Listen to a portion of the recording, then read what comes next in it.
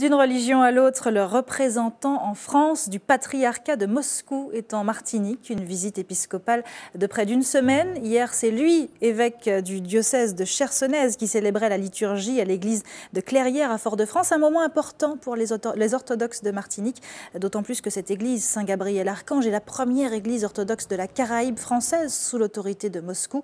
On en parle avec notre invité, Monseigneur Nestor. Bonsoir. Bonsoir. Merci beaucoup d'être avec nous. Alors, vous êtes là depuis quelques jours, vous repartez déjà demain, je le disais. Ce n'est pas votre première visite et les fidèles vous accueillent toujours avec autant de plaisir, de même que le recteur de la paroisse de Saint-Gabriel-Archange à Fort-de-France. Je vous propose de l'écouter.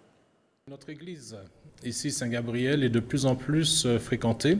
Nous avons régulièrement une cinquantaine de fidèles venant à nos offices à la liturgie le dimanche matin et aux autres offices également. Donc, l'église orthodoxe ne fait pas de publicité, ne fait pas de grandes démonstrations extravagantes comme on pourrait le voir ailleurs.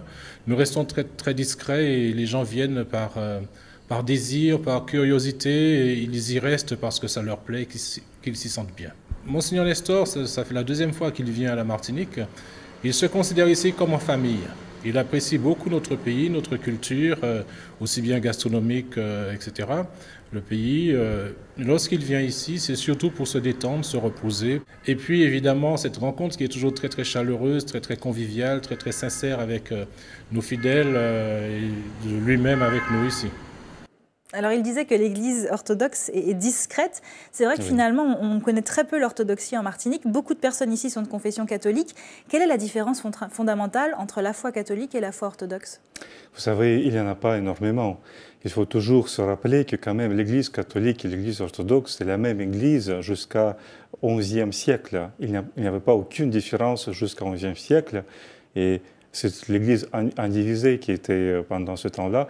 Et après, il y avait une séparation pour des questions plutôt ecclésiologiques et administratives, de la gestion, direction de l'Église, etc.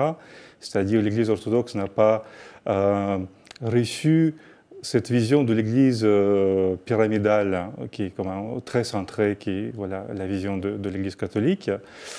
Mais sinon, tout ce qui est sacrement, tradition, succession apostolique, la liturgie, bien sûr, tous les fondements de notre foi sont communs, oui, sont les mêmes. Toutes les religions sont confrontées à une sorte de concurrence. Comment s'organise l'orthodoxie pour garder ses fidèles? On entendait tout à l'heure qu'en Martinique, il y a de plus en plus de monde et qu'ils restent parce qu'ils s'y sentent bien.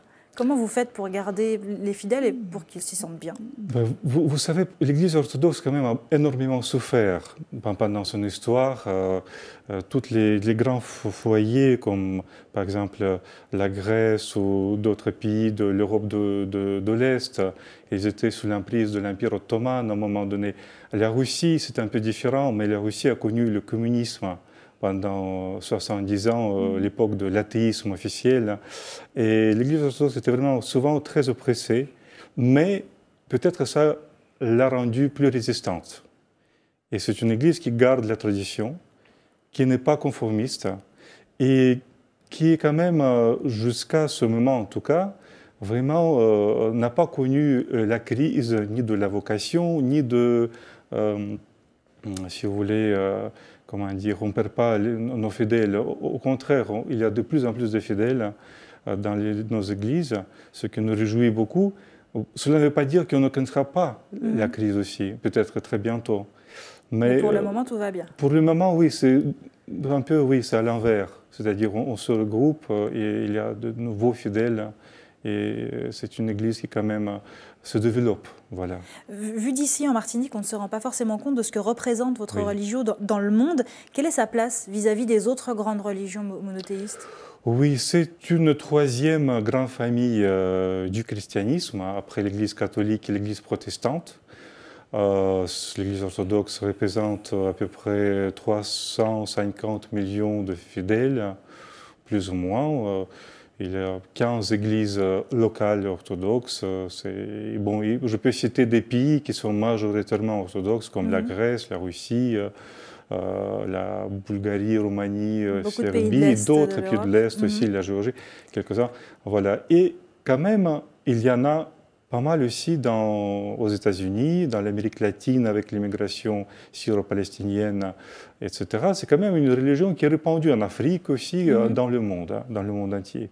Il y a en ce moment une vraie crise dans le monde et en Europe, surtout avec la radicalisation de nombreux jeunes qui partent faire la guerre en Syrie notamment. Quel regard vous portez sur cette crise? Est-ce que vous aussi, vous avez des jeunes orthodoxes qui s'engagent pour aller rejoindre les rangs de Daesh? Tout à fait, ça nous concerne tous, il n'y a pas de différence. Il y a des cas en Russie, par exemple, des jeunes tout à fait milieu ordinaire qui sont partis comme ça en Syrie. En France aussi, ça nous préoccupe. L'Église orthodoxe en France est très préoccupée par ça.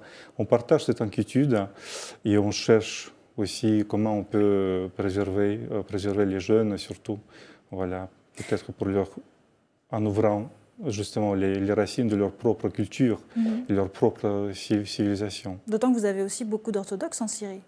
Oui, parce qu'il faut dire que la communauté chrétienne la plus nombreuse, c'est l'Église orthodoxe, c'est le patriarcat d'Antioche, qui comptait avant tous ces événements autour d'1 million de fidèles.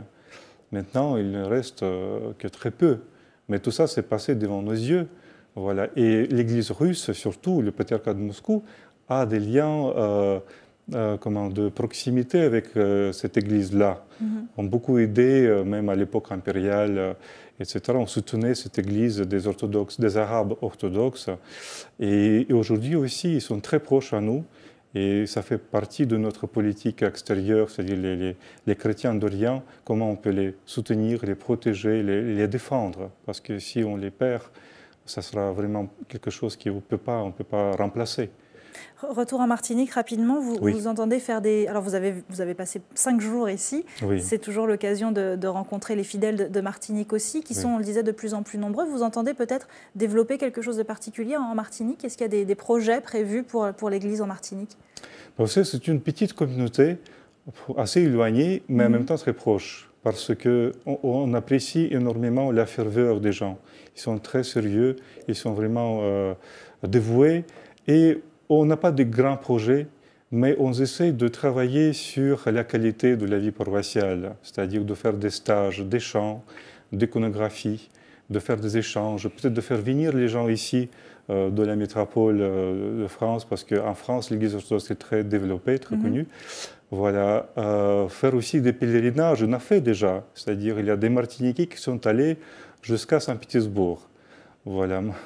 Pendant l'hiver. C'était un beau voyage. Pendant l'hiver, oui. Courageux, qui était très courageux et qui était très content aussi.